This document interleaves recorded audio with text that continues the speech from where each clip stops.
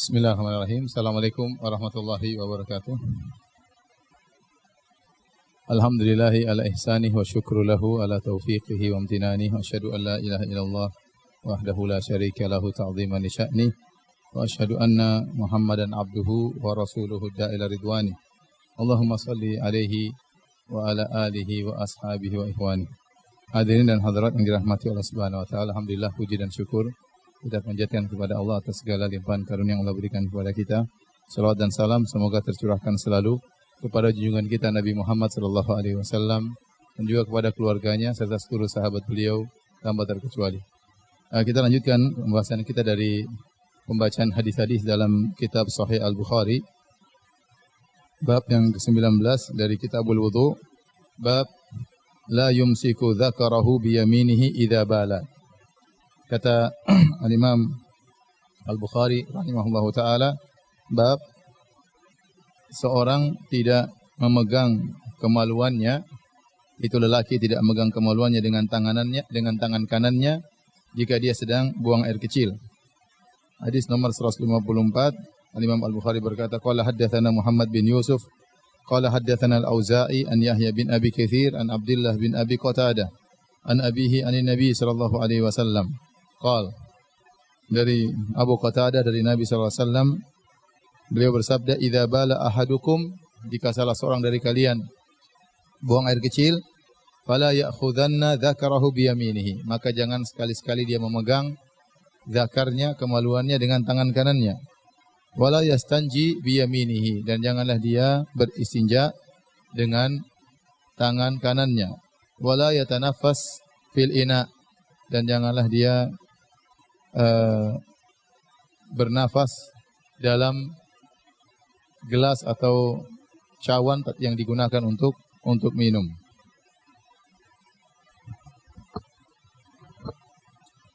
Baik, hadirin dan hadirat yang dirahmati Allah Subhanahu wa taala.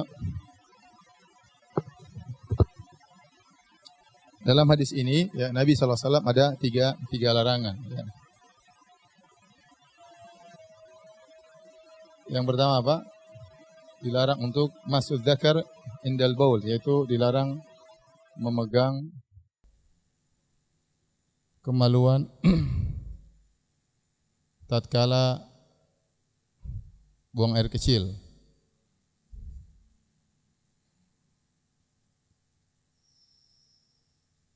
Kemudian yang kedua adalah larangan beristinja dengan tangan kanan.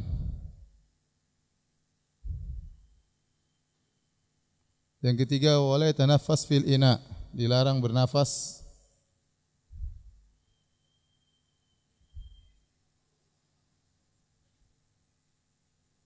di gelas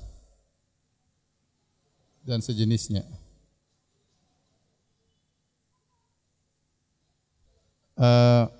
Yang pertama,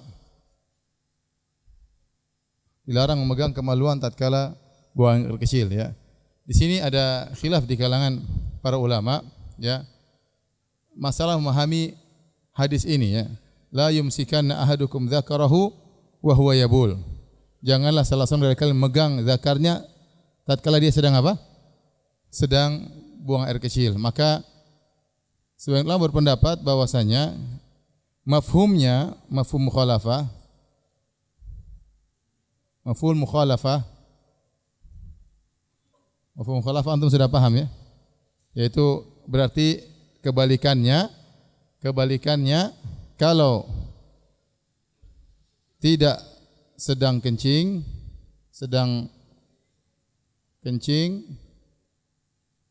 maka boleh memegang zakar dengan tangan kanan.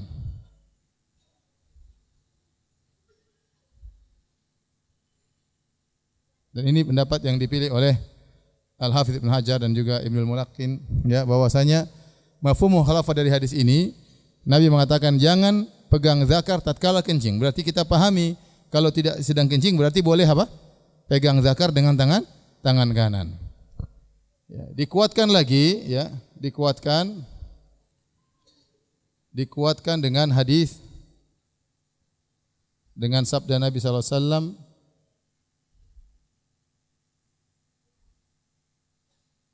innama huwa bad'atun minka. Waktu ditanya Nabi sallallahu alaihi wasallam tentang apakah memegang kemaluan itu adalah membatalkan wudu, maka Nabi mengatakan innama huwa bad'atun minka, tidak membatalkan kemaluanmu, itu adalah bagian dari tubuhmu. Artinya sama saja kau pegang kemaluanmu, kau pegang badanmu, dia adalah bagian dari tubuhmu. Kenapa membatalkan wudu? Dijadikan dalil oleh Ibnu Hajar rahimahullahu taala, berarti kita boleh memegang ya. Kita boleh pegang dengan tangan kanan, dengan tangan kiri, hukum asalnya boleh. Sehingga hadis ini menunjukkan hukum asal memegang kemaluan dengan tangan kanan boleh, kecuali satu kondisi, tatkala sedang buang air kecil. Ya, terkadang tatkala sedang buang air kecil. Pendapat kedua, mereka menggunakan qiyas aulawi.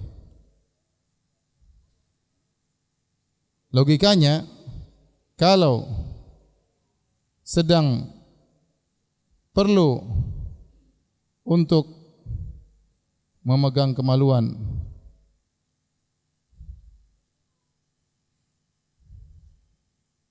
dengan tangan kanan,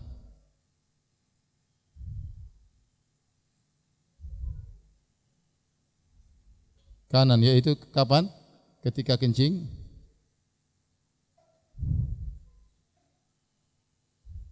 dilarang, maka selain dalam kondisi kencing lebih dilarang lagi.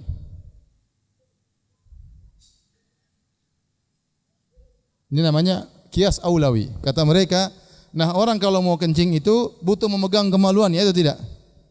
Nah, dia pegang dengan kanannya padahal lagi butuh tidak boleh, apalagi kalau lagi enggak butuh. Lagi enggak perlu. Makanya selain dalam kondisi kencing, artinya dalam kondisi tidak kencing, lebih tidak boleh lagi pegang kemaluan dengan tangan kanan ya. Ini pendapat sebagian ulama, namun saya lebih condong pada pendapat yang dipilih oleh Ibnu Hajar rahimahullahu taala, bahwasanya hukum asalnya memegang kemaluan dengan tangan kanan itu boleh, hanya saja tidak boleh memegang tatkala sedang kencing. Apa ilahnya?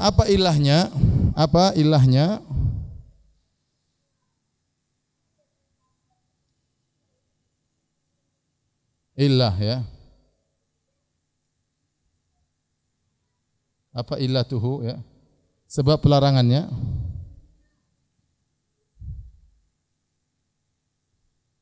Karena apa? Karena kalau kita pegang dengan tangan kanan tatkala kita sedang kencing, maka sangat dikhawatirkan akan mengenai kotoran kencing tersebut ya, karena tangan berdekatan dengan zakar dan zakar sedang mengeluarkan air kencing. Oleh karenanya di antara bentuk pemuliaan terhadap tangan kanan, jangan sampai tangan kanan ternajisi. Ya, jadi sebab larangannya khawatir ternajisi. Jadi inilah sebabnya kenapa tidak boleh memegang dengan tangan kanan tatkala sedang buang air kecil. Jadi selain dalam kondisi tidak buang air kecil, maka seorang boleh memegang zakarnya dengan tangan kanannya. Taib. Kemudian larangan beristinja dengan tangan kanan tentu jelas ilahnya adalah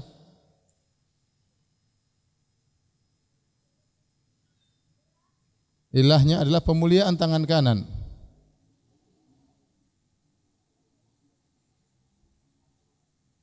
Apalagi tangan kanan digunakan untuk makan.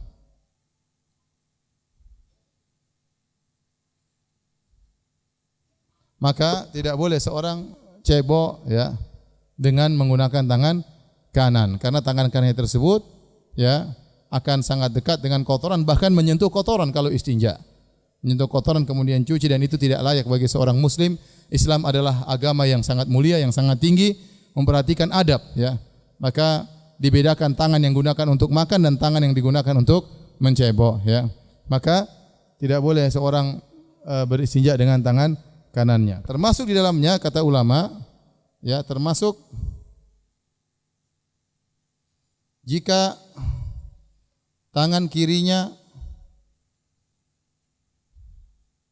pakai cincin yang bertuliskan nama Allah, maka tidak boleh. Misalnya seorang pakai cincin, ternyata cincinnya tulisan seperti cincin Nabi, tulisannya Muhammad Rasulullah, berarti ada nama Allahnya. Maka tidak boleh dia pakai cincin tangan kiri kemudian dia cebok dengan tangan kiri, karena itu bentuk penghinaan terhadap kalimat Allah Subhanahu wa taala. Jadi kalau orang pakai cincin, jangan ada tulisan nama Allah di tangan kiri. Kalau tulis nama istrinya terserah ya. Istri pertama di atas, istri kedua di bawah, istri ketiga di kanan. Bercanda ya, bercanda. Jadi kalau nama istrinya enggak apa-apa, tapi kalau nama Allah tidak boleh, atau ada ayat enggak boleh. Karena kalau dia cebok kemudian terkena dengan kotoran, bentuk penghinaan terhadap nama Allah Subhanahu wa taala. Kemudian yang terakhir, dilarang bernafas di gelas dan sejenisnya ya. Dalam riwayat Ibnu Hajar menyebutkan ya, ada ya ini wa huwa yashrabu minhu, kemudian dia setelah itu minum dari gelas tersebut. Ilahnya sudah kita jelaskan pada pertemuan lalu, kalau orang bernapas tatkala sedang minum bisa jadi ada kotoran yang jatuh, ada upilnya yang jatuh atau apanya yang jatuh. Kemudian dia minum, ini perkara yang jorok ya. Islam tidak menganjurkan demikian ya. Atau ada kotoran yang terhembuskan di situ kemudian dia minum, maka tidak boleh seorang tatkala minum kemudian bernapas itu. Dan juga mengajarkan kesabaran. Karena kalau mungkin zaman dahulu air minumnya bukan gelas kecil, terkadang tempat air itu apa? Panjang. Kalau orang minum kemudian minum lama sambil bernapas dalam situ, maka ini menunjukkan ketidaksabaran ya. Seorang duduk kemudian dia minum sedikit-sedikit, itu lebih menghilangkan dahaga daripada dia sekali teguk tidak berhenti kemudian sambil bernapas di situ ya. Namun kata Ibnu Hajar rahimahullah taala, ini hanya berkaitan dengan tatkala minum.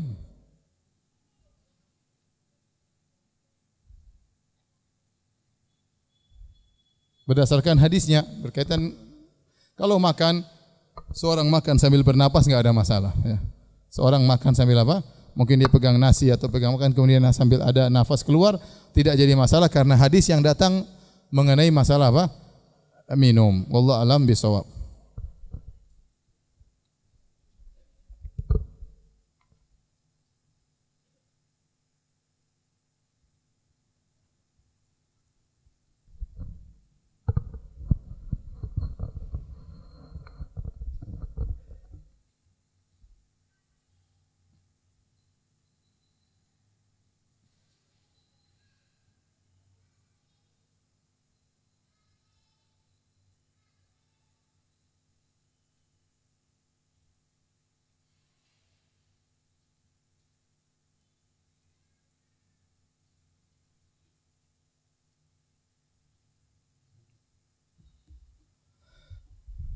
Baik, kalau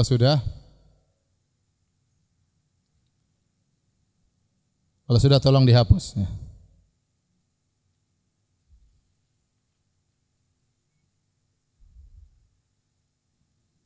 Kalau belum tolong difoto ya.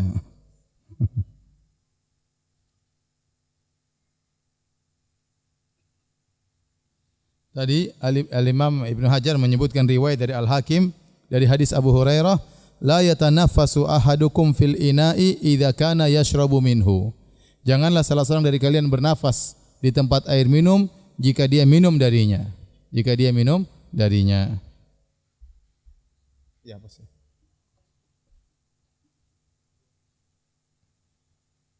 Baik, hadirin dan hadirat yang dirahmati Allah Subhanahu wa taala, kita lanjutkan bab yang ke-20, babun al-istinja'u bil hijarah.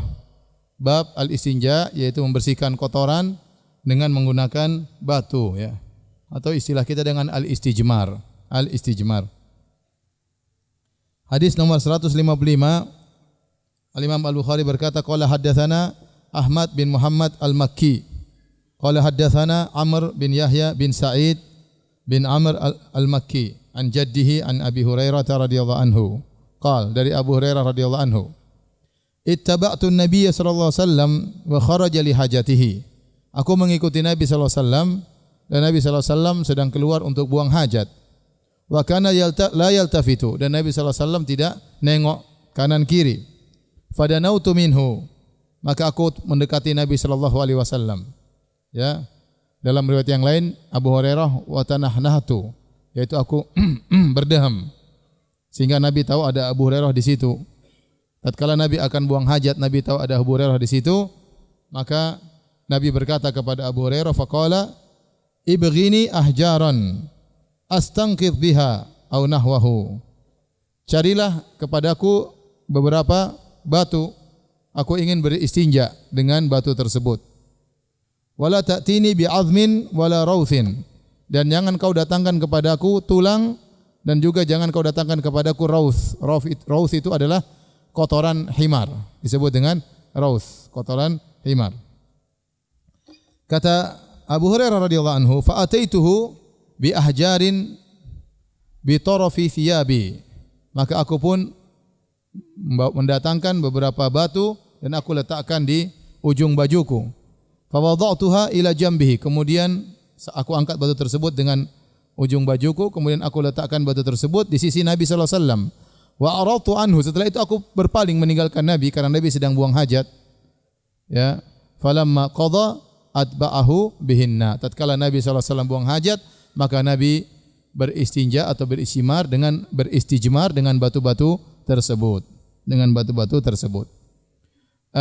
hadirin dan hadirat yang dirahmati oleh Allah Subhanahu wa taala, hadis yang dibawakan oleh Al-Imam Al-Bukhari dari Abu Hurairah radhiyallahu taala anhu menjelaskan tentang bolehnya seorang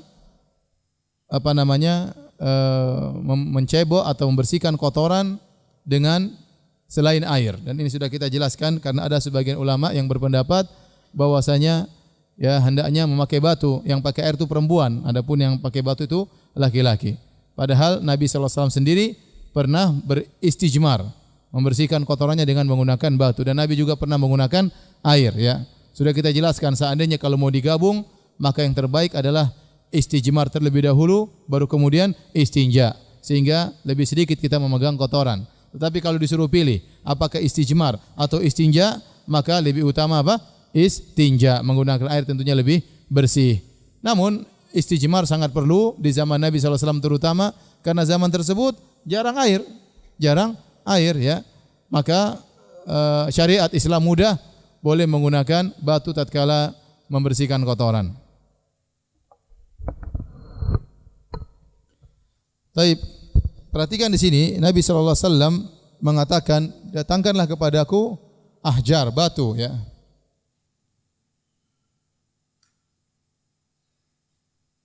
Ahjar yaitu batu. Kemudian kata Nabi sallallahu alaihi wasallam, wala ta'tini bi'azm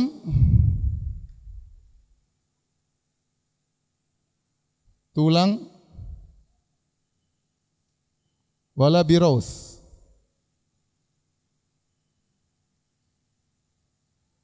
Rauth tadi artinya apa? Kotoran apa? Kotoran himar. Himar bahasa Indonesianya apa? Keledai, ya. Keledai, ya. Taib. Di sini Nabi SAW melarang menggunakan tulang dan kotoran, ya. Tulang dan kotoran, ya. Sehingga sebagian ulama mengatakan pengecualian Nabi terhadap kotoran himar dan tulang menunjukkan selain keduanya boleh. Selain keduanya boleh, ya. Para ulama berpendapat dengan kedua ini, mereka beristimbat. Yang dikecualikan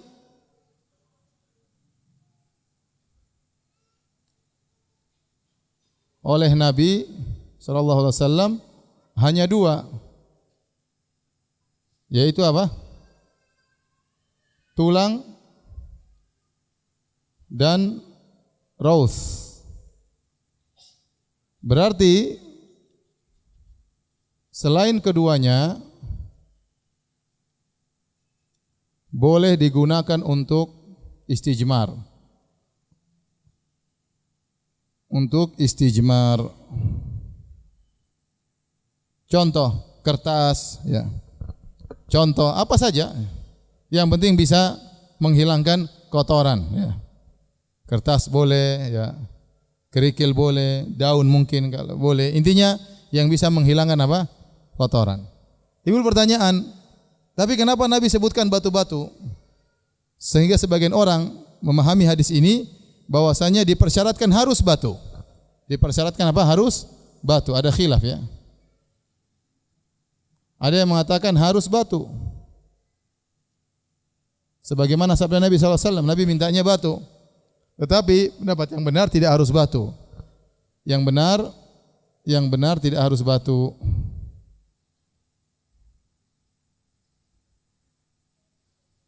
Penyebutan batu dalam hadis ini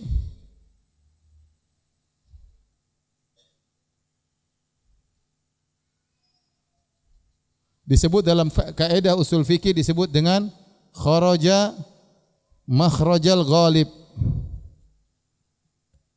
Kharaja makhrajal ghalib artinya karena kebanyakan yang ada adalah batu. Batu yang mudah dicari maksudnya. Sehingga sesuatu penyebutan yang kharaja makhrajal khalif fala mafhuma lahu.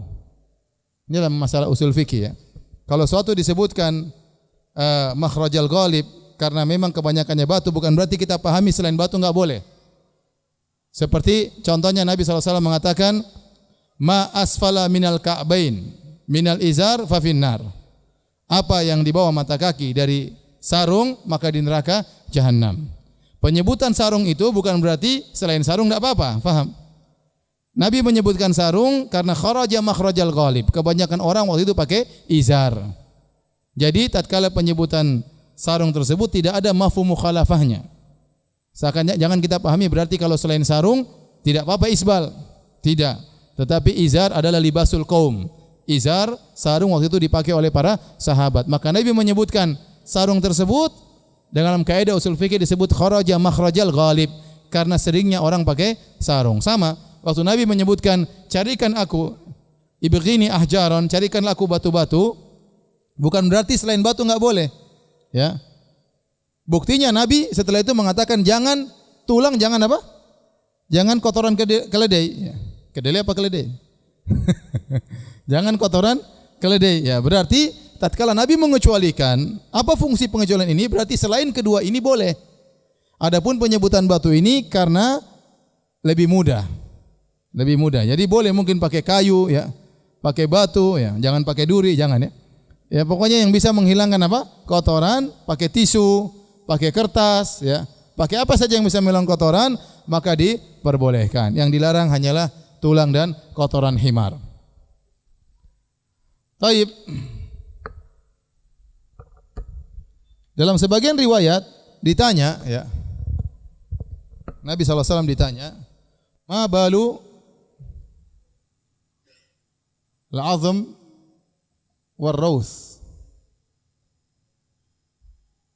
Ada apa gerangan dengan tulang dan kotoran keledai? Maka Nabi SAW menjawab, huma min ta'amil jin. Keduanya termasuk makanan jin. Karena itu kalau jin melewati tulang yang sudah tidak ada dagingnya, kalau jin lewat maka langsung ada dagingnya. Langsung ada dagingnya. Maka jangan sampai dinajisi tulang tersebut ya. Maka Nabi jelaskan bahwasanya tulang dan raus ini kotoran apa? Termasuk dari makanannya jin ya.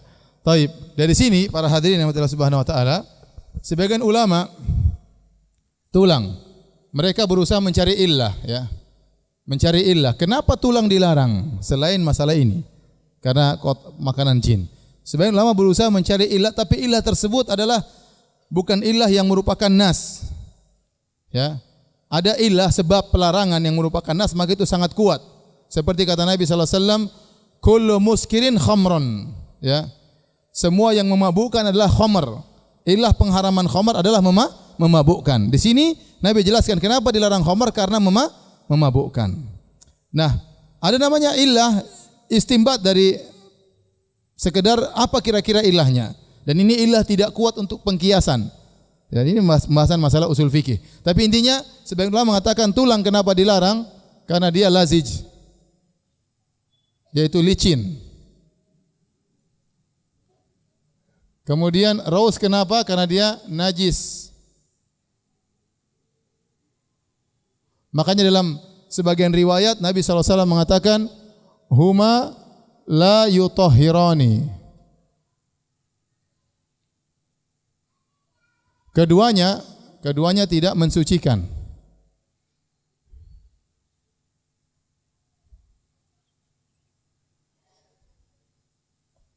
Keduanya tidak mensucikan, yaitu tulang dan raus. Ini sekedar istimbat, bukan nas, bukan dalil yang merupakan nas tekstual dari Nabi sallallahu alaihi wasallam. Sehingga tatkala mereka berusaha mencari apa ilahnya, sebabnya tulang dan kotoran himar itu tidak bisa membersihkan, mereka mengatakan tulang itu licin. Kalau untuk bersihkan kotoran kurang bersih, maunya agak kasar sedikit, seperti apa? Batu, kerikil, ya, kayu mungkin, ya. Oleh karenanya semua yang licin tidak boleh dijadikan untuk istijmar, tidak boleh untuk cebok. Contoh apa? Kaca. Contoh kaca. Ya, kalau antum lagi nggak ada air, di mana dapat kaca, jangan. Kalau plastik boleh nggak? Plastik boleh, plastik keras bisa membersihkan, ya. Tapi ya nggak tahu juga, ya. Intinya mereka mengatakan intinya tujuannya adalah untuk membersihkan. Semua yang licin-licin tidak boleh. Karena tulang ini kenapa tidak diperbolehkan? Karena licin. Namun saya katakan ini hanya sekedar istimbat, bukan ilah nasiyah yang ditansis oleh Nabi SAW yang dikatakan secara tekstual oleh Nabi. Tapi ini sekedar pemahaman para ulama. Mereka mencari ilah apa sebabnya dilarang pakai tulang. Setelah itu mereka mengkiaskan di atas ilah tersebut. Karena namanya kias harus ada ilah jami, apa yang sama antara al-maqis dengan al-maqis alaihi, antara yang dikiaskan dan hukum asalnya, ya. Nanti insyaallah antum belajar usul fikih, ya. Insyaallah, ya. Taib, ini penjelasan tentang masalah ini, silakan dicatat.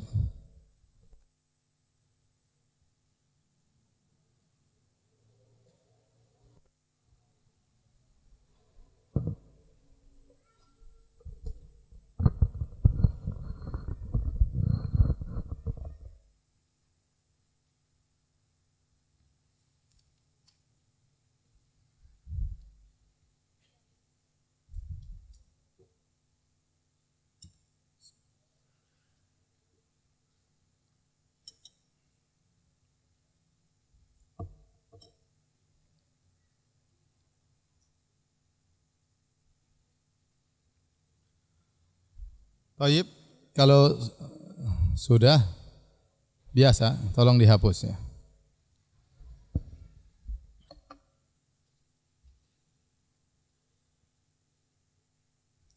Kita lanjutkan hadis berikutnya, bab ke-21, babun la yustanja birawthin. Bab tidak boleh beristinja, membersihkan kotoran dengan rawth. Raus tadi kita katakan apa? Kotoran apa? Himar. Dan ini dengan ijma ulama bahwasanya raus adalah najis. Raus adalah najis. Ya, Nabi mengatakan fa innahu riksun, dalam riwayat rijsun, itu adalah najis, ya. Taib, Imam Al-Bukhari berkata qala haddatsana Abu Nuaim, qala haddatsana Zuhair an Abi Ishaq itu As-Sabi'i, qala laisa Abu Ubaidah dzakarahu walakin Abdurrahman ibn al-Aswad an abihi. Abu Ishaq As-Sabi'i berkata, ini hadis bukan disebutkan oleh Abu Ubaidah, tetapi menyebutkan kepada aku Abdurrahman ibn al-Aswad. Nanti akan kita jelaskan apa maksud perkataan Abu Ishaq As-Sabi'i rahimahullah tentang sanad ini. Dia mengatakan ini hadis saya bukan riwayatkan dari Abu Ubaidah, tapi saya riwayatkan dari Abdurrahman bin al-Aswad, dari ayahnya. Annahu sami'a Abdullah yaqul, bahwasanya ayahnya mendengar Abdullah ibn Mas'ud, Abdullah bin Mas'ud berkata, Atan Nabiyyu sallallahu alaihi wasallam al-ghaidha. Nabi sallallahu alaihi wasallam hendak buang air besar. Fa amaroni, maka Nabi memerintahkan aku, yaitu Ibnu Mas'ud, Abu Abdurrahman Ibnu Mas'ud, an atiyahu bi thalathati ahjar. Nabi memerintahkan aku untuk membawakan atau mendatangkan 3 batu. Fawajadtu hajarain, maka aku mendapati 2 batu saja. Wal tamastu tsalitsa falam ajidhu, maka aku pun mencari batu yang ketiga, namun aku tidak dapat. Fa akhadhtu rawsatan, aku mendapati ada kotoran keledai yang sudah kering, ya, sudah kering. Fa ataitu biha, maka aku pun mendatangkan kotoran keledai tersebut sebagai ganti batu yang ketiga. Fa akhadhal hajarain, maka Nabi mengambil 2 batu, wa alqar rawsata, kemudian Nabi membuang kotoran keledai tadi. Wa qala hadza riksun, dan ini adalah tertolak, atau riksun atau rijisun, ini adalah najis.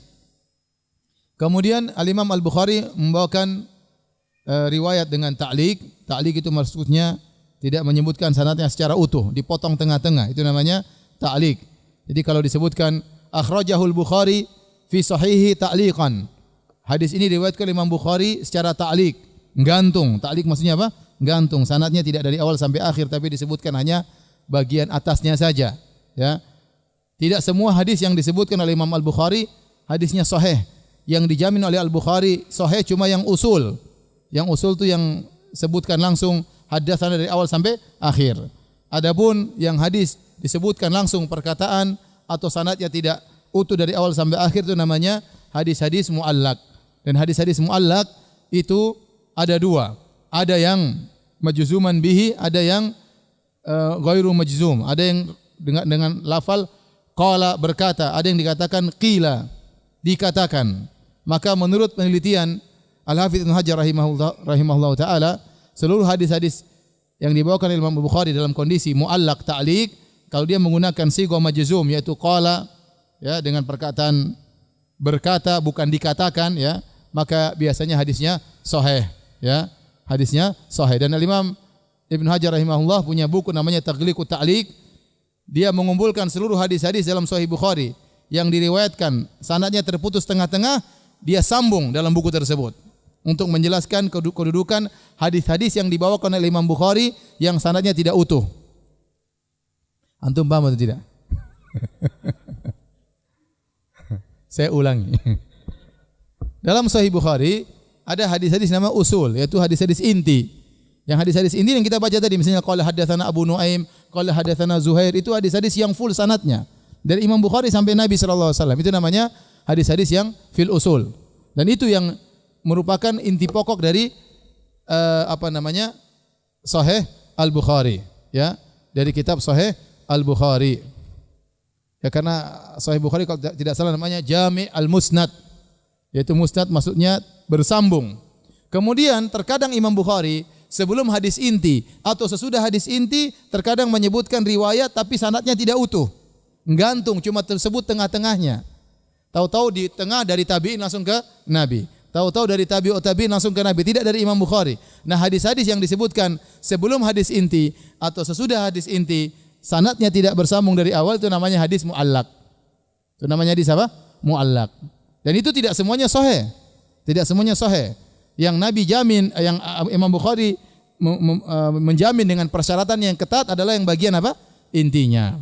Nah, hadis-hadis muallaq ini, ya, dikumpulkan oleh Al-Imam Ibnu Hajar dalam kitabnya Taghliqut Ta'liq. Kemudian dia sebutkan sanad-sanad dari riwayat-riwayat ini. Ya. Ini hadis ini disebut Imam Bukhari dalam bab ini sanad yang sebenarnya begini, diriwayatkan oleh fulan, kemudian dia hukumi sahih atau dhaif. Paham atau tidak? Dianggap paham, ya. Baik. Hadirin dan hadirat yang Allah Subhanahu wa taala, ya, kita akan jelaskan, ya. Jadi kisahnya Ibnu Mas'ud radhiyallahu taala anhu, ya, disuruh oleh Nabi untuk mencari 3 batu, ya. Akan tapi Ibnu Mas'ud hanya mendapatkan dua batu. Yang satunya dia bawakan kerikil, raus. Kemudian Nabi buang, kata Nabi, riksun, ini najis. Maka kemudian khilaf di kalangan para ulama, khilaf, ya. Apakah boleh beristijmar kurang dari 3 batu? Ada khilaf di kalangan para ulama, ya.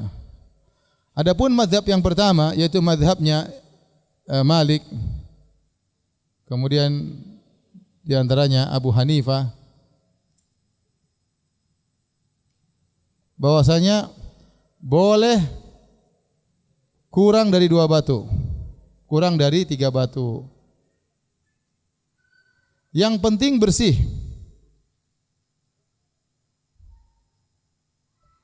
Adapun pendapat yang kedua, pendapat ya itu Syafi'i, kemudian Hambali itu harus 3 batu minimal. Kalau lebih dari 3 batu enggak apa-apa, disunahkan witir ya. 3, 5, 7 ya. Harus 3 batu. Kenapa? Karena dalam hadis-hadis Nabi SAW menyuruh mencari 3 batu. Bahkan dalam sebagian hadis naha an-nastajmir aqalla min 3 ahjar. Dalam sebagian hadis Rasulullah melarang kami untuk beristijmar kurang dari 3 batu. Sehingga mereka mengambil dalil-dalil bahwasanya Nabi melarang kurang dari 3 batu. Berarti kalau seorang beristijmar harus 3 batu. Nah, kalau untuk beristijmar dengan tisu paling tidak 3 apa? Tisu ya. Paling tidak 3 tisu. Kalau untuk beristijmar dengan kayu paling tidak 3 kayu. Nah, kata mereka apa dalilnya yang mengatakan boleh kurang dari 3 batu? 1 batu juga yang penting bersih. Yang pertama, masalah najis, masalah membersihkan najis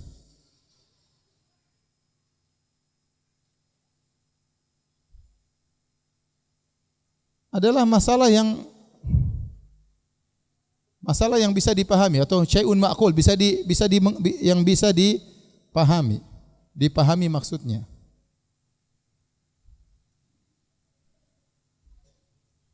Yaitu apa? Hilangnya najis. Maka jika sudah hilang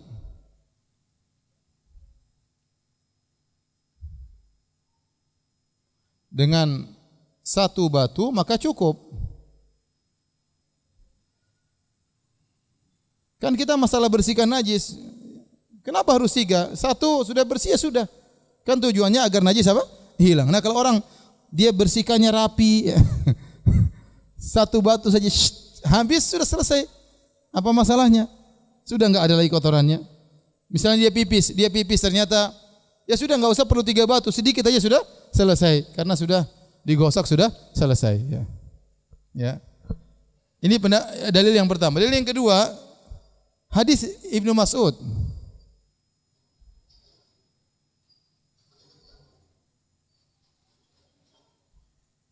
Hadis Ibnu Mas'ud di sini Nabi menerima 2 batu. Dan Nabi tidak suruh cari batu ketiga. Ya atau tidak? Coba antum perhatikan hadisnya. Waktu kata Ibnu Mas'ud, saya mendapati 2 batu dan satunya apa? Kotoran keledai. Saya kasih 3-tiganya, Nabi buang yang kotoran. Fa akhadzal hajarain. Nabi mengambil yang 2. Nabi tidak bilang, ini ganti, cari yang lain. Tatkala Nabi tidak suruh cari ganti, berarti 2 batu sudah apa? Sudah sah. Faham? Ini pendapat yang kuat. Secara logika sangat kuat. Tetapi pendapat lebih hati-hatilah pendapat ini ya. Karena dalam riwayat yang lain dan Ibnu Hajar menyebutkan banyak riwayat yang lain, Nabi menyuruh cari batu yang ketiga. Ini menunjukkan Nabi suruh cari batu yang ketiga. Kemudian yang kedua, seandainya Nabi tidak suruh cari batu yang ketiga, maka bisa jadi salah satu dari 2 batu tersebut digunakan dua sisi. Maksudnya bagaimana? Mungkin satu batu satu kali, satu batunya dengan dua sisi, kanan dan kiri. Nah, kalau satu batu kita gunakan untuk mencebok sisi kanan, sisi kiri, berarti dihitung berapa? Dua. Demikian penjelasan ulama Syafi'iyah. Seperti Ibnu Hajar, Ibnu Mulaqin. Kata mereka buktinya kalau seorang misalnya sudah beristimar kemudian dia buang batunya gede misalnya. Terus ada orang mau gunakan untuk beristimar, dia lihat batunya sisi yang lain masih belum digunakan, maka boleh dia pakai sisi yang lain. Ini khilaf, tidak terlalu penting karena kita enggak pakai batu, alhamdulillah. Tapi antum perlu tahu inilah khilaf di kalangan para ulama. Mereka berhati-hati dalam masalah terhadap hadis-hadis Nabi, mereka berhati-hati. Kemudian faedah dari perkataan Nabi sallallahu alaihi wasallam tentang raus. Kata Nabi sallallahu alaihi wasallam, raus, mana tadi raus? Ya. Raus najis riksun, ini dalil bahwasanya semua hewan yang tidak boleh dimakan dagingnya, maka kotorannya najis. Dalilnya dengan apa? Dengan kias. Dalilnya dengan apa? Kias. Ini pendapat jumhur ulama, ya, pendapat mazhab Hambali juga. Semua hewan, karena himar itu haram dimakan, ternyata kotorannya najis, maka dikiaskan seluruh hewan yang haram dimakan kotoran juga apa? Najis. Kotoran juga najis. Makanya mereka di antara dalil yang paling kuat yang menyatakan bahwasanya kotoran kucing itu najis ini. Kotoran kucing itu najis karena kucing dilarang untuk apa? Dimakan. Kucing dilarang untuk dimakan, haram. Dan ini pendapat banyak ulama, ya. Sebagian ulama mengatakan seluruh kotoran seperti mazhab Syafi'iyah, seluruh kotoran baik hewan yang bisa dimakan juga najis. Adapun mazhab Hambali enggak. Kotoran hewan yang bisa dimakan meskipun kotor tidak najis, seperti onta, kotorannya tidak najis, kambing, ya. Itu yang bulat-bulat itu, ya. Tai kambing bulat-bulat, apa boleh buat tai kambing bulat-bulat katanya. Itu tidak najis, ya. Tapi jangan dimakan, tapi tidak najis. Tidak semua yang kotor itu najis. Contohnya ingus kotor, tidak najis. Iler itu kotor tapi tidak apa? Najis. Upil itu kotor tapi tidak najis, ya. Apalagi yang kotor-kotor itu semua tidak najis. Jadi tidak semua kotor itu apa? Najis, ya.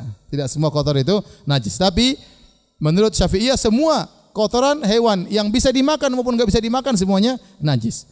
Namun kita mengatakan pendapat yang lebih kuat, kotoran hewan yang bisa dimakan tidak najis karena Nabi menyuruh untuk berobat dengan minum kencing onta. Minum kencing onta.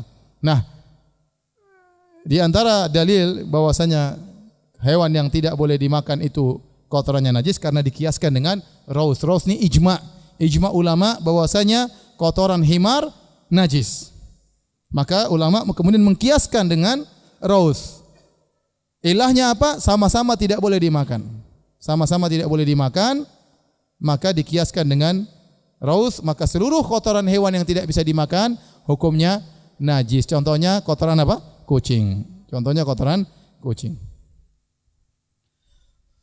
Taib. Kalau sudah tolong dihapus.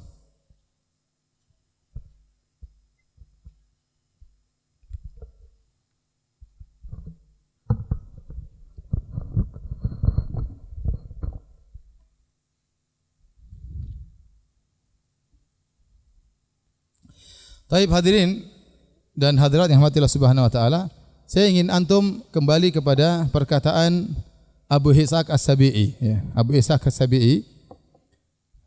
As-Sabi'i salah seorang dari tabi'in.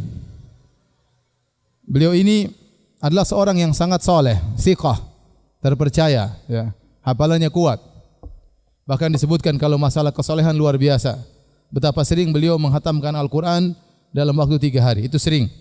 Anaknya bercerita betapa sering ayahku baca Quran semalam 1000 ayat, sering. Dan betapa dia mengatakan saya solat 1 rakaat baca surat Al-Baqarah. Jadi kalau bicara kesolehan luar biasa, puasanya luar biasa, solat malamnya luar biasa. Tetapi beliau meskipun thiqah dan soleh, tapi beliau mudallis. Mudallis itu artinya ada sedikit muslihat ya, tetapi tidak sampai pada kebohongan ya, tidak sampai pada kebohongan. Baik. Saya akan jelaskan secara sederhana tentang tadlis ya. Tadlis itu seperti kedustaan ya. Tadlis ya. Ini sederhana aja tadlis ya. Ada dua, ada namanya tadlisus syuyukh. Ada namanya tadlisul isnad. Tadlisus syuyukh ini maksudnya tadlis guru. Di antaranya dia mensifati satu guru dengan sifat yang berbeda-beda.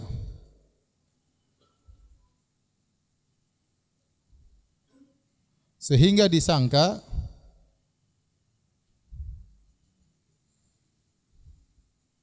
banyak orang, ternyata cuma satu. Contoh, dia mensifati gurunya dengan, kalau dalam sanad ini dia meriwayatkan dengan nama gurunya. Dalam sanad yang lain dia dengan kunyahnya. Dengan nama yang lain mungkin dengan lakopnya. Orang menyangka 3 guru, ternyata orangnya cuma satu contohnya. Ya. Ini namanya tadlis syuyukh ya. Ini terkadang sehingga terkesan seakan-akan sanadnya banyak, gurunya banyak, ternyata gurunya cuma satu, hanya disifati dengan berbagai macam sifat. Azan kah? Baik, azan dulu ya.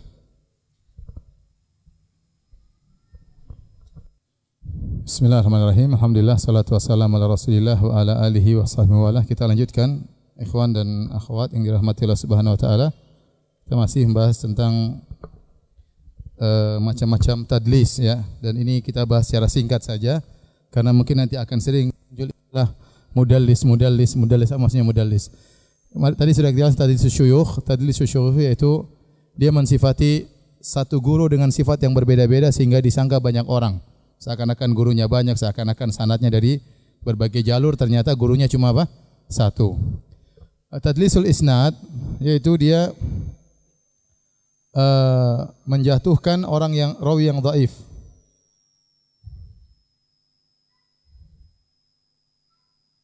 Dhaif lalu meriwayatkan dari rawi yang thiqah dengan sighah itu dengan sighah yang mengesankan dia mendengar langsung atau sambung ya, seperti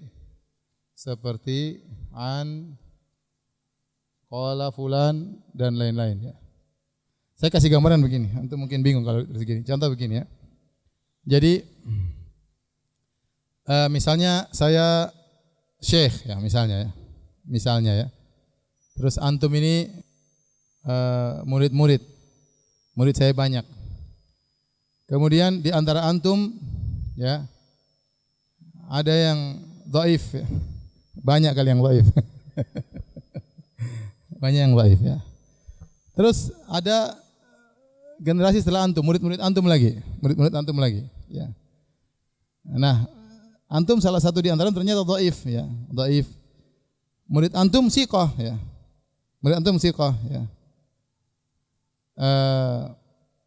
Kemudian enggak, begini aja lah, misalnya saya kasih contoh nyata aja lah ya. Contoh sebuah hadis ya, biar gampang ya. Dari Abu Awanah Waddah Al-Yashkuri. Kemudian dari Al-A'mash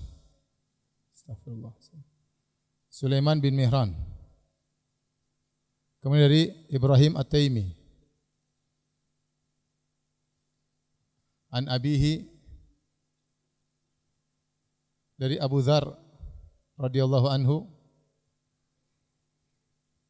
dari Nabi sallallahu alaihi wasallam.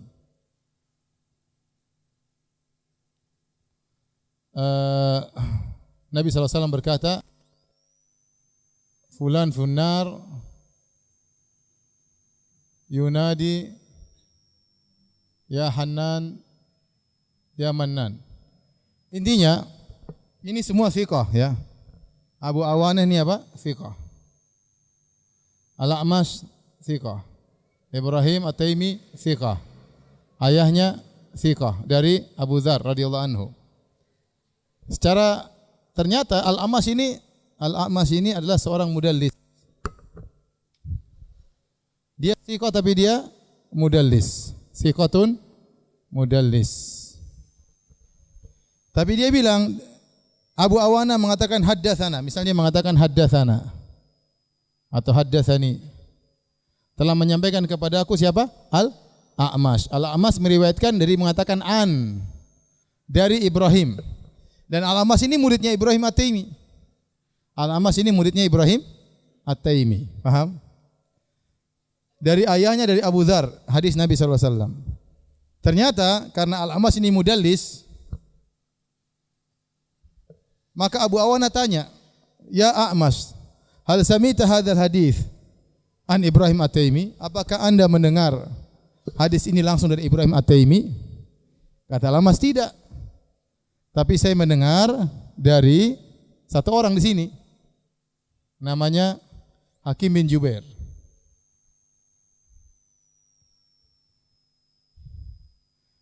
Baru dari Ibrahim. Ini kemungkinan perawi bermasalah. Maka dia jatuhkan ini, harusnya sanad aslinya dari Abu Awana, dari Al-A'mash, an Hakim, atau sami'tu haddatsani Hakim an Ibrahim. Paham? Tetapi karena rawi ini bermasalah, dia jatuhkan. Kebetulan Al-A'mash juga muridnya ini. Paham? Kebetulan dia juga muridnya ini. Tatkala dia jatuhkan ini, orang tidak tahu. Karena Al-A'mash juga muridnya siapa? Ibrahim. Ini namanya tadlisul isnad. Ada rawi bermasalah, dihilangkan dari rangkaian sanad, namun sulit diketahui karena ternyata karena dia juga muridnya siapa? Sang guru. Dia dan ini sama-sama berguru kepada Ibrahim. Tapi ternyata dia tidak langsung dengar dari Ibrahim, dia dengar dari murid yang lain dan dia misalnya bermasalah dhaif atau yang lainnya. Supaya tidak ketahuan sanadnya dhaif, dia jatuhkan ini. Paham? Itu namanya tadlis al-isnad. Nah, kalau dia bilang haddatsani Ibrahim, telah menyampaikan kepadaku Ibrahim, atau dia mengatakan sami'tu Ibrahim, berarti dia dusta. Karena ternyata dia mendengar lewat perantara. Makanya waktu dia meriwayatkan dari Ibrahim, dia tidak menggunakan kata telah menyampaikan kepadaku, aku mendengar, tapi dia hanya mengatakan an, dari. Kabar dari Ibrahim, padahal lewat jalur kanan, paham? Sehingga dia tidak dikatakan dusta. Tapi ini namanya tadlis. Namanya apa? Tadlis. Nah, seorang rawi yang mudallis, kalau dia meriwayatkan dalam sanadnya menggunakan an, riwayatnya tidak diterima. Dia harus dengan menggunakan sighatut tahdits langsung. Sami'tu atau haddatsani atau haddatsana. Baru riwayatnya diterima sehingga kita bisa pastikan dia mendengar langsung dari orang di atasnya. Tapi kalau dia menggunakan an, dari, qala Ibrahim, ini ada yang dijatuhkan. Ada yang dia jatuhkan sehingga isnadnya dilemahkan. Faham sampai di sini? Taib, ada namanya lagi yang lebih parah ya. Jenis ketiga namanya tadlis at-taswiyah. Ini bagaimana ceritanya? Ini ceritanya A meriwayatkan dari B. Ini haddatsani. Ini mudallis. Kemudian B an C. Ini thiqah. Ini juga thiqah. Di antara keduanya ada yang rawi A, B, C, D. Dhaif.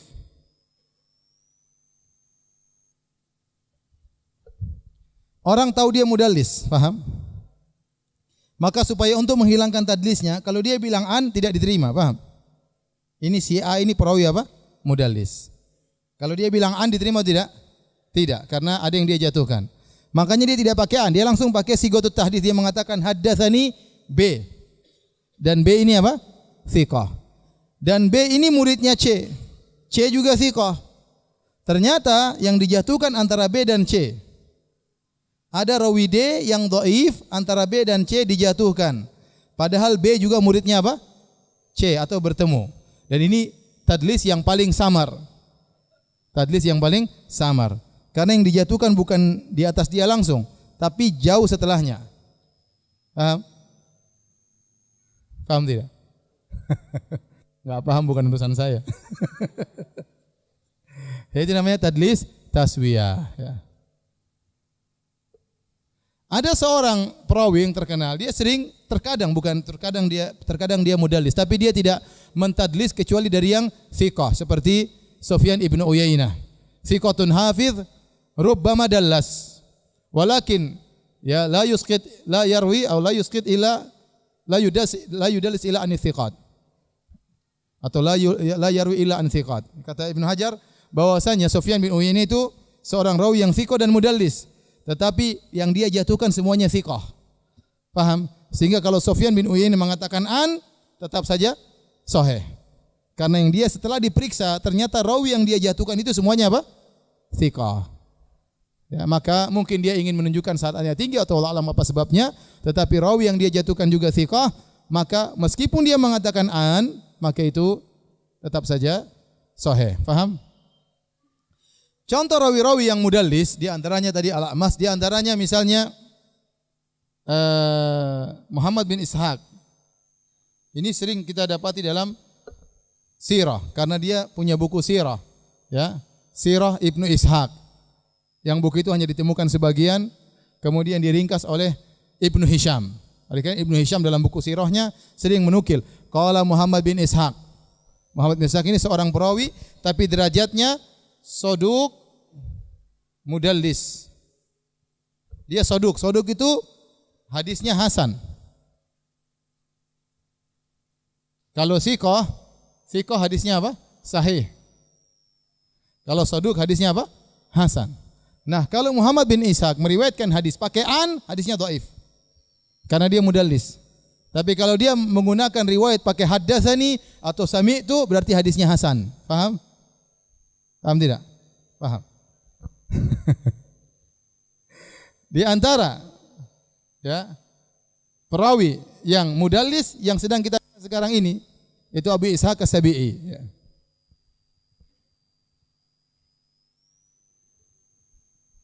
Taib, kalau sudah hapus. Tunggu di foto dulu.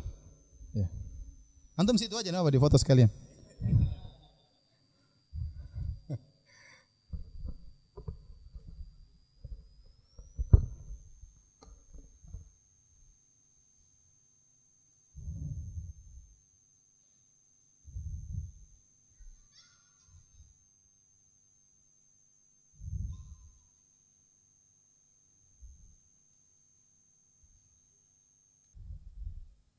Taib, antum perhatikan, saya akan tuliskan sanad yang dibawakan oleh Al-Imam Al-Bukhari, ya.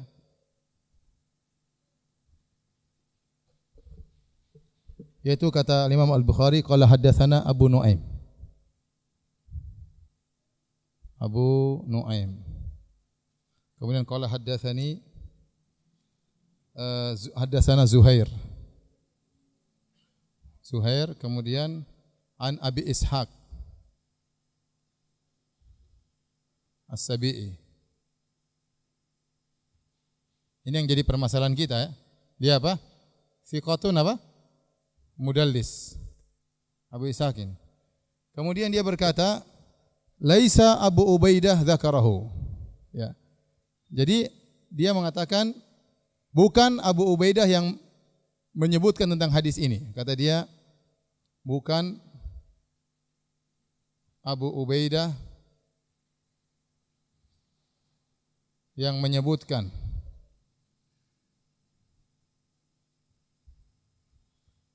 Walakin Abdurrahman bin Aswad, akan tetapi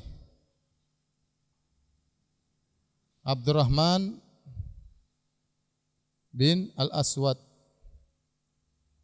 Sehingga dalam hal ini dia meriwayatkan dari Abdurrahman Zakara Abdurrahman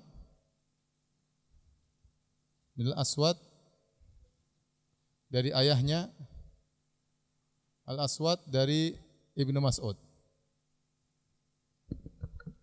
Ternyata Abu Ishaq As-Sabi'i ini juga dalam riwayat yang lain disebutkan oleh Ibnu Hajar, dia meriwayatkan dari siapa? Dari Abu Ubaidah. Ubaidah dari langsung Ibnu Mas'ud. Karena bapaknya ini anaknya Ibnu Mas'ud radhiyallahu taala anhu. Di sini sanad ini dipermasalahkan oleh sebagian seperti Syadzakuni, dia mengatakan ini sanad ini tetap saja dhaif. Kenapa? Karena Abu Ishaq As-Sabi'i tetap melakukan tadlis. Ya. Kenapa dia mengatakan laisa Abu Ubaidah dzakarahu, walakin Abdurrahman bin Aswad dzakarahu. Bukan Abu Ubaidah yang meriwayatkan hadis ini, bukan Abu Ubaidah, tetapi Abdurrahman ibn Aswad. Masalahnya dia juga tidak mengatakan haddatsani Abdurrahman bin Aswad. Dia mengatakan, kata Asy-Syadzakuni, harusnya kalau dia mau terlepas dari tadlis dia harus berkata bukan Abu Ubaidah yang menyebutkan kepadaku, harus ada kalimat kepadaku, tetapi Abdurrahman yang menyebutkan kepadaku. Tetapi kalimat kepadaku ini enggak ada juga dalam sanad ini. Sehingga meskipun dia riwayatkan dari, bahkan kata Asy-Syadzakuni, ini tadlis lebih parah daripada yang lainnya. Karena lebih tersembunyi. Seakan-akan dia menolak tadlis, ternyata ada tadlisnya. Karena dia mengatakan bukan Abu Ubaidah yang menyebutkan, akan tetapi Abdurrahman ibn Aswad yang mengatakan bukan Abu Ubaidah yang menyebutkan hadis ini kepadaku, tetapi Abdurrahman bin Aswad yang menyebutkan kepadaku. Kalau ada kalimat kepadaku maka itu sama dengan mendengar langsung. Dan itu hilang tadlis. Tetapi ternyata di sini dia tidak menggunakan kalimat menyebutkan kepadaku, mendengar dari Abdurrahman. Jadi di sini masih sigohnya masih tanda tanya. Ya. Dari Abdurrahman ini tanda tanya. Seandainya dia menggunakan zakaroli atau dia mengatakan haddatsani, telah menyebutkan kepadaku atau menyampaikan kepadaku atau sami'tu, maka selesai hadisnya sahih. Tetapi dia hanya masalahnya dia hanya mengatakan zakara, menyebutkan saja. Sehingga ini masih terkesan ada tadlisnya. Antum paham atau tidak? Hah? Tidak, kata ibu-ibu. Ibu-ibu jujur. Sudahlah, yang paham-paham, yang enggak paham silakan enggak paham. Maka di sini Al-Imam Al-Bukhari rahimahullahu taala membawakan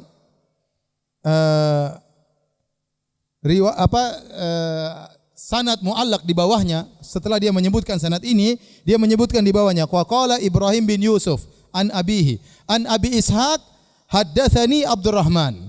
Makanya Al-Imam Al-Bukhari untuk membantah persangkaan para ulama yang menyatakan hadisnya masih dipertanyakan, dia bawakan hadis muallaq di bawah dengan berkata qala Abu Ishaq haddatsani Abdurrahman bin Aswad. Dengan demikian, karena Imam Bukhari menyebutkan hadis ini, maka dengan tambahan haddatsani, maka jelas bahwasanya Abu Ishaq dalam hadis ini mendengar langsung dari siapa? Abdurrahman bin Aswad, maka hilanglah tadlisnya. Berarti hadis ini sahih. Paham? Kenapa? Karena ada sigoh haddatsani, telah menyampaikan kepadaku. Paham atau tidak? Terlebih lagi kata para ulama, Zuhair tidaklah meriwayatkan dari Abu Ishaq kecuali dia yantaqi, dia memilih mana sanad yang Abu Ishaq tadlis, mana yang tidak. Zuhair ini teliti tatkala meriwayatkan dari Abu Ishaq. Intinya ini hanya menjelaskan, Al-Imam Al-Bukhari ingin menjelaskan bahwasanya hadis yang dia bawakan dalam usul ini bukan hadis yang dhaif, tapi hadisnya sahih. Meskipun Abu Ishaq As-Sabi'i adalah perawi yang mudallis, tapi dalam sanad ini dia mendengar langsung dari Abdurrahman bin Aswad sehingga tadlisnya pun hilang. Dan itu yang dibela oleh Ibnu Hajar dalam Fathul Bari, karena sebagian ulama ahli hadis mengkritiki sanad ini.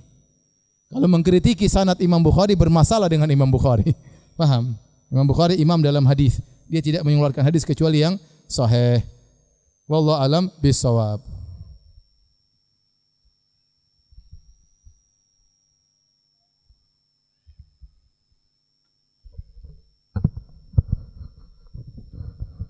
Terlalu berat kah?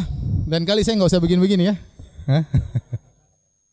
Antum mau begini-begini apa? Habis itu ada yang bilang, Ustaz kapan dijelaskan sanad-sanad ya? Begini-begini apa tidak usah? Begini-begini saja.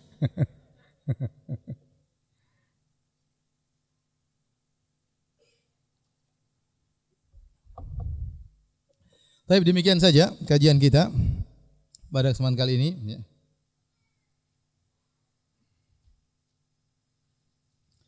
Banyak pertanyaan, kita pilih yang bisa dijawab.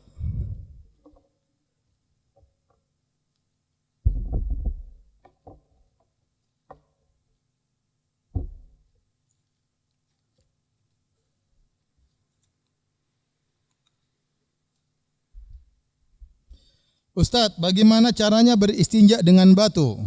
Dioles-oles atau digosok-gosok? Bedanya digosok dengan dioles.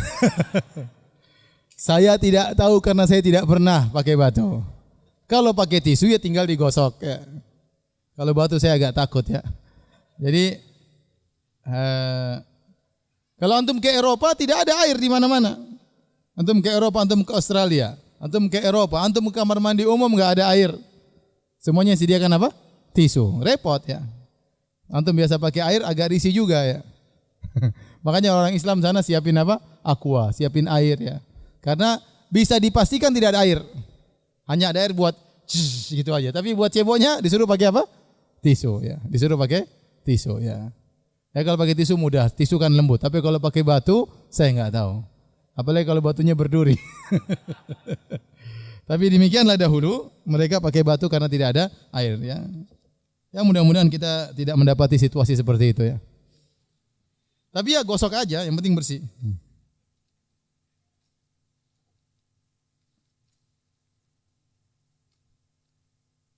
Apa hukum berkumur-kumur dalam wudu saat sedang berpuasa? Tidak mengapa berkumur-kumur, bahkan berkumur-kumur hukumnya wajib. Ya. Berkumur-kumur hukumnya wajib ya. Barang siapa yang berwudu maka famat mit, maka hendaknya dia berkumur-kumur kata Nabi sallallahu alaihi wasallam. Hukumnya wajib.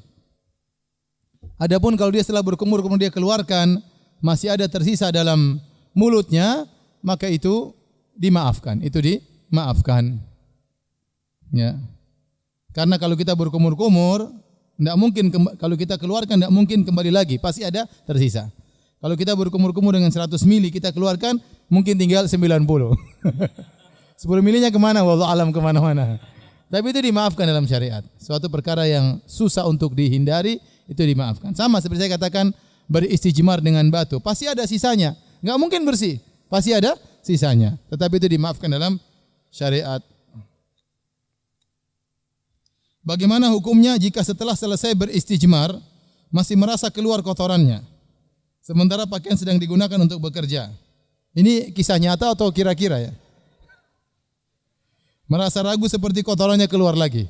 Kalau cuma ragu ya maka tidak menghilangkan kepastian. Kita sudah beristijmar, sudah pasti, yakinlah sudah bersih. Ya. Kalau ada rasa-rasa itu hanya keraguan, dicuekin. Kalau diperiksa ada sisanya, memang ada sisanya. Tapi sisanya sangat sedikit sekali, itu dimaafkan ya. Itu dimaafkan. Beda dengan air, kalau air memang sangat bersih. Tapi kalau sudah kerasa keluar ya memang harus istijmar lagi. Ya. Ini mungkin kerja di hutan atau kerja di mana.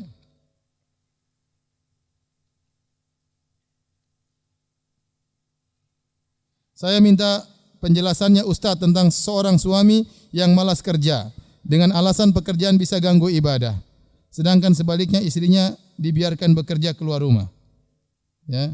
Bukankah apa itu?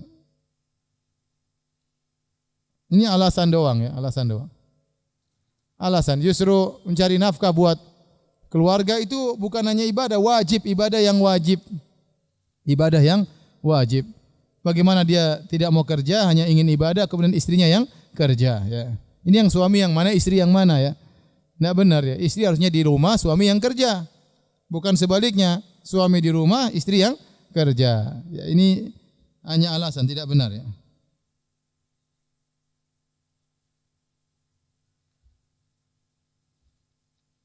Sunnah Nabi dalam buang air kecil jongkok atau berdiri. Nabi SAW jongkok, duduk ya. Buang air kecil, buang air besar Nabi SAW duduk. Namun Nabi pernah buang air kecil dalam kondisi berdiri untuk menjelaskan akan kebolehan. Tapi hukum asalnya Nabi SAW sebagian hadis Aisyah, Rasulullah SAW kalau buang air selalu duduk. Duduk lebih aman, lebih terhindarkan dari cipratan balik ya. Tetapi sesekali boleh berdiri, ya, terutama di tempat kita terkadang hanya disediakan buang air kecil dalam kondisi berdiri. Kalau mau tunggu yang jongkok terlalu ngantri.